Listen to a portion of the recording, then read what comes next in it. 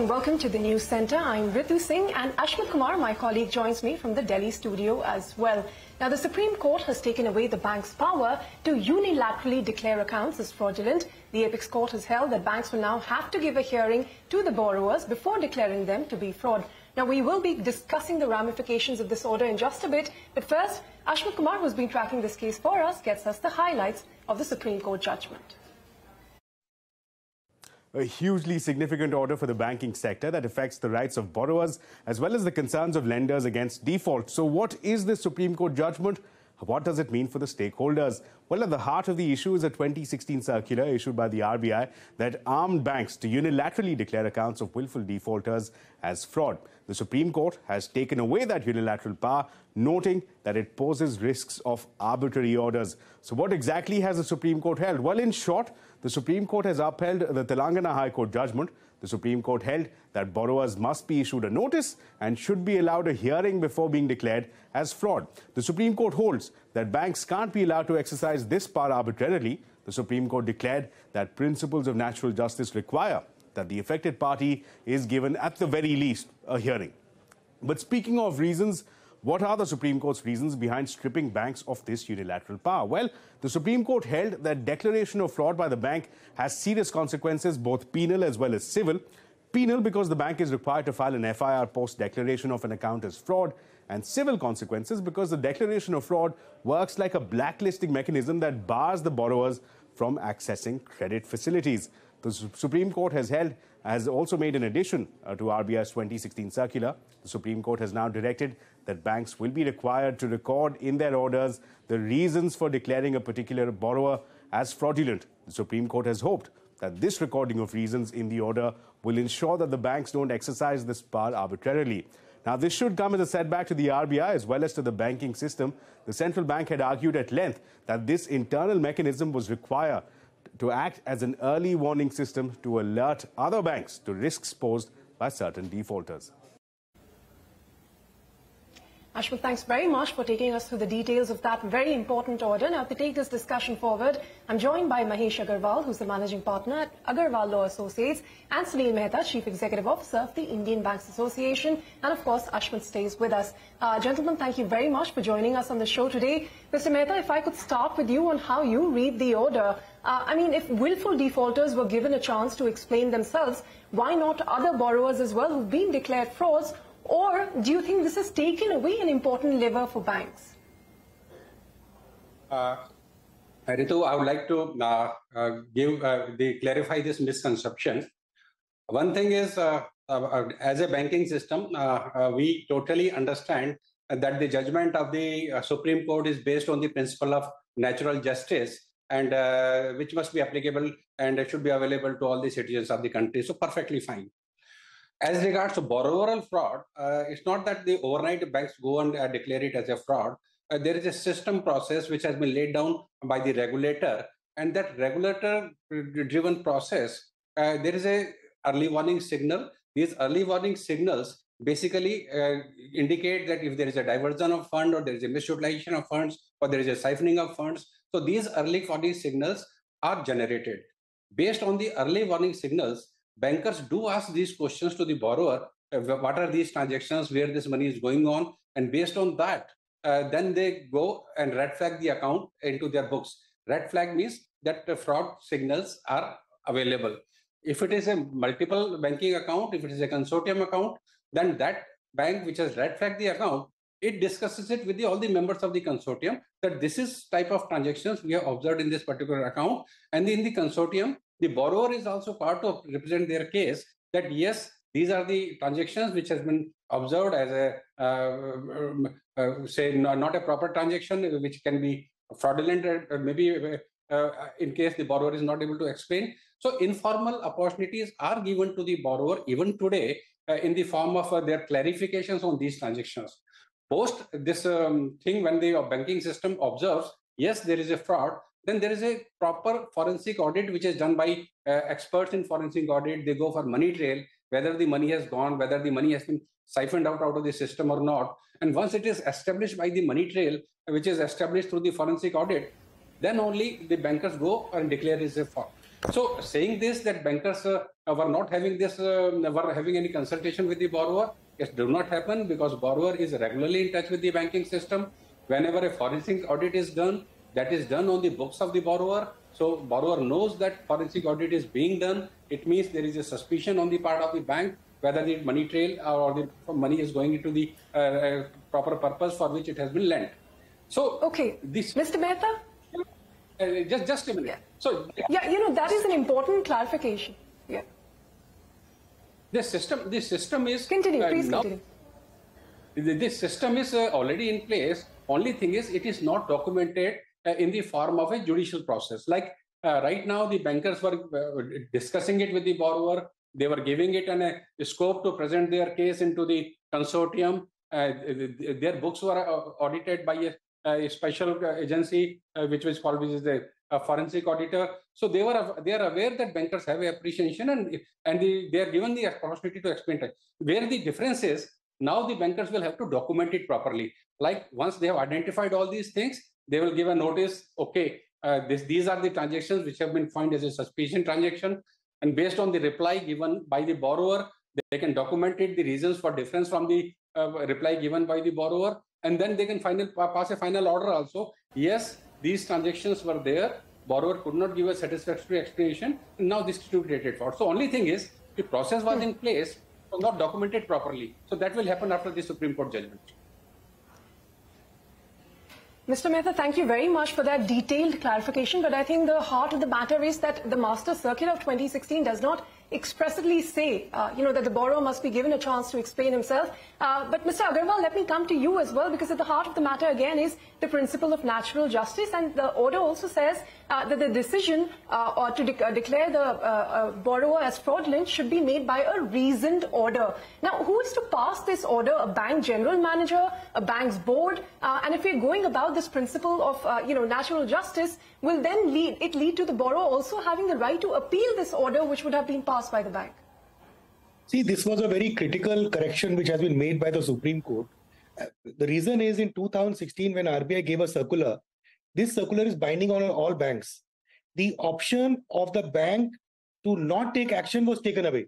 So if the bank finds something wrong, they appoint a forensic auditor. The forensic auditor report comes to the bank, and they have no option but to immediately report to CBI. We have told the court that hundreds of cases have been filed in the last 2-3 years. Petitions have been filed in various courts, Gujarat, Delhi, Telangana, all over, by people saying that I have not been heard, no justification was sought, and basically on a basis of a report given by forensic auditor, grave civil consequences have been met. For example, a civil case has been filed, a person cannot deal with a bank, cannot borrow funds, he's completely blacklisted. So the consequences are so grave that it was very necessary for a person to have a proper hearing. Now what will happen going forward is, the bank will have to give a kind of a show cause notice to a borrower, place the forensic report in his hands, seek answers, give a hearing, and then take an informed decision. So the pressure of the RBI or the mandate of the RBI on the banks to take a action per force is taken away. Banks would also be at ease to take a logical, informed decision after hearing the borrowers. In case the borrower is thereafter aggrieved by any decision, if some justification is given, it's not taken into account by the bank, or some answers are not taken, of course the matter will go to court, but there will be at least some legitimate hearing, natural justice given before civil consequences are met by a borrower. Sure. Mr. Agarwal, if I may come in, Ashmit here from the Delhi studio, if I may ask you a supplementary question, that as far as this particular issue, the Master Circular of 2016 is concerned, would you, from strictly a legal perspective, would it perhaps have been better for the Apex Court, if it was unhappy with that 2016 circular, then simply to strike it down and then trust the wisdom of the RBI to come out with an alternate framework, rather than to go on and impose and amend and add more conditions to it, and the two conditions being, one, a hearing, and two, a reasoned order? Would it have been appropriate to leave the issue perhaps, to not supplant the wisdom of the RBI? No, I think what the Supreme Court has done is absolutely the right thing. To completely set aside the circular would have been a very grave step, because RBI ultimately is acting in public interest.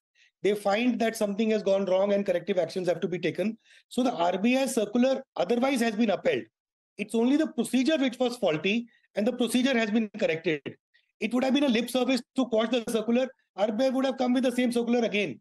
So what Supreme Court has done is has read clauses or provisions in the circular to validate the circular. The circular, which was otherwise illegal, has been legitimized by corrective measures which have been placed. So I think what the court has done is absolutely the right thing, to uphold the circular, give the power to RBI to give directions to the banks, and the banks must operate as per the circular in accordance with the directions given by the Supreme Court, i.e. to give natural justice. Sure. Mr. Mehta, let me take this up with you. As far as these two additional compliances that are now imposed, one, a hearing will have to be given following a notice, and then two, the reasons will have to be clearly recorded. Let me ask you a two-part question. Number one, do you expect more litigation and that to perhaps slow down the entire defaulter recognition process, number one? And number two, is there an alternative of an interbanking communication exchange whereby some of these concerned suspicious accounts can be red flagged? So I'll answer your first question first. The important is right now the opportunity that is given to the borrower is verbal and it is not documented. Once it is documented and it is there, yes, it can have a legal scrutiny and they can go to the court of the law. But that option was available earlier also. Like any citizen of the country can go against the order of a bank, even the RBI, and that's the way the people go and take the remedies. So these legal options are available. They were open to take those remedies even in the past, and now it is available again. Only difference is the documentation process, which was a missing link regarding giving a show cause notice, giving a proper reply in writing, and then passing an order. So the judicial process, because banks are now sitting on the judgment of declaring a person as a borrower, as a fraud or a willful defaulter, so they will document these processes. So that will be additional, empowerment to the system, because whenever it is challenged legally, this will now the declaration of fraud will be more sustainable because the due process has been observed. And I think it's a welcome step. I don't think it will derail any process or it will create any communication gap. As regards time frame, maybe 10-15 days time frame for a borrower, I think most of the banks first try to resolve these issues by understanding the transaction. So that's 10-15 days notice period which is given for understanding these issues and explanation. Maybe a little addition in the time, but it will satisfy the principle of natural justice. So I think banking system will not have any challenge into it. Sure, Mr. Mehta. Thank you so much for that perspective and clarity on what this road ahead looks like post the Supreme Court verdict. Mr. Agarwal, thank you so much for sharing your thoughts and insights on explaining this landmark judgment and what it means for the stakeholders, especially the borrowers in this case. Gentlemen, thank you so much for joining us. With that, it's time now to slip into a very short break. But up next, mass protests in Israel over judicial reforms intensify after Prime Minister Netanyahu sacked his defense minister for opposing the overhaul. Details when we come back. Well, the IT Minister Ashwini Vaishnav appealed to the private sector to advance its capex cycle to match government's commitment of $125 billion. Now, speaking to India at the India Global Forum's founder, Manoj Ladwa, said that he's very optimistic about the private sector and that he believes that the international investor community will bet big on India. The history is very clear that India for many, many years was a consumer and an importer of digital technologies. And then over a period of time that has become now an indigenous economy, and a lot has happened within India. And so the natural corollary extension of this would be that, look, if it's good for a billion and a half people, surely there are opportunities around the world for Indian technology, Indian innovators to really take their learnings from India and apply them to different parts of the world. And that's really the exciting story. That's what India Global Forum is about. We work with a huge number of Indian startups, and from day one we say you've got to think globally. Mr. Vaishnav here was this morning, and he mentioned that the government, the latest fiscal, is expected to put out $125 billion in public spends. That was followed by an appeal to the industry, to the private sector, to also chip in, to also, in fact, bring their capex forward from their 3-year cycle. to this current fiscal. Do you see the private sector taking on that impetus at this stage in terms of putting out the capex at a time when we are seeing, as you mentioned, choppy waters? Well, look, at the end of the day, investment is ultimately about bets, and which other countries around the world that are recording growths around 6.5%, 7%, 8%, which other economies around the world that can provide the sort of consumer base that India has and the technological base that India has, but above all, a country that actually commands trust around the world, and you heard that with Minister Ashwini Vaishnaw talk repeatedly about how India is a destination for trust, and I do think that there is a lot of trust within India at the moment, and that's not just come overnight, that's come through building very systematically the blocks of the economy to get it to where it is now. So I'm quietly optimistic that the private sector and indeed international investors will not only look at India but will actually place the bet on India in the coming months and coming years as well. Well, with that, we've come to an end of this edition of News Center. Don't go anywhere, though. News and updates continue right here on CNBC TV 18.